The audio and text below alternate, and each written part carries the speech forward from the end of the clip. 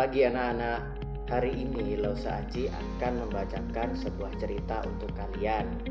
Lausa harap kalian duduk yang manis di rumah mendengarkan cerita ini baik-baik. Cerita ini berjudul Si Dayang Bandir. Lose akan membacakan ceritanya dengan singkat sehingga kalian dapat memahami ceritanya dengan baik. Pada zaman dahulu kala, di Provinsi Sumatera Utara terdapat dua kerajaan besar. Kerajaan itu disebut dengan Kerajaan Timur dan Kerajaan Barat. Pada suatu ketika, raja yang berkuasa di Kerajaan Timur menikah dengan adik perempuan dari raja yang berkuasa di Kerajaan Barat. Ketika mereka masih kecil, ayah mereka meninggal dunia. Dengan meninggalnya raja di Kerajaan Timur itu, maka tahta kerajaan menjadi kosong. Karena putra mahkota sandian raja masih kecil dan belum bisa menggantikan kedudukan ayahnya sebagai raja, maka ditunjuklah pengganti raja sementara, yaitu Paman Karyang. Ketika pamannya ditunjuk menjadi raja sementara, Dayang Bandir merasa khawatir bahwa pusaka kerajaan akan disalahgunakan oleh pamannya. Oleh karena itu, dia berniat menyembunyikan pusaka-pusaka kerajaan agar aman. Dan kelak ketika adiknya Sandian Raja sudah diangkat menjadi raja yang sesungguhnya, barulah dia akan memberikan pusaka-pusaka ini kepadanya. Paman Karyang mengetahui bahwa benda-benda pusaka telah disimpan oleh si Dayang Bandir. Maka Paman Karyang segera menyuruh pengawal istana untuk mengusir kedua saudara tersebut. Mereka diusir menuju ke hutan belantara, dan Paman Karyang berharap bahwa mereka akan dimakan oleh binatang buas. Ketika di hutan, pengawal raja mengikat Sandiang Bandir di sebuah pohon.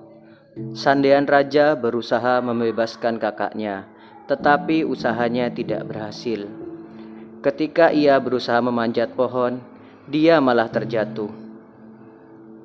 Kakaknya berkata, "Biarlah kekejaman paman ini kutanggung sendiri," kata si Dayang Bandir. "Bila kau lapar, makanlah pucuk-pucuk daun di sekitarmu." Setelah beberapa hari tidak makan dan tidak minum, si Dayang Bandir akhirnya menghembuskan nafas terakhirnya. "Oh kakak yang kucintai, kenapa kau meninggalkan aku?" kata Sandian Raja menahan kesedihan yang mendalam. Bertahun-tahun Sandian Raja hidup seorang diri di hutan belantara. Ia tumbuh menjadi seorang pemuda yang gagah perkasa. Selama di hutan belantara, roh si Dayang Bandir dengan setia mendampingi Sandian Raja. "Kuharap kau segera menghadap Raja Sorma," bisik roh si Dayang Bandir kepada Bandian Raja. Raja Sorma adalah paman dari Sandian Raja.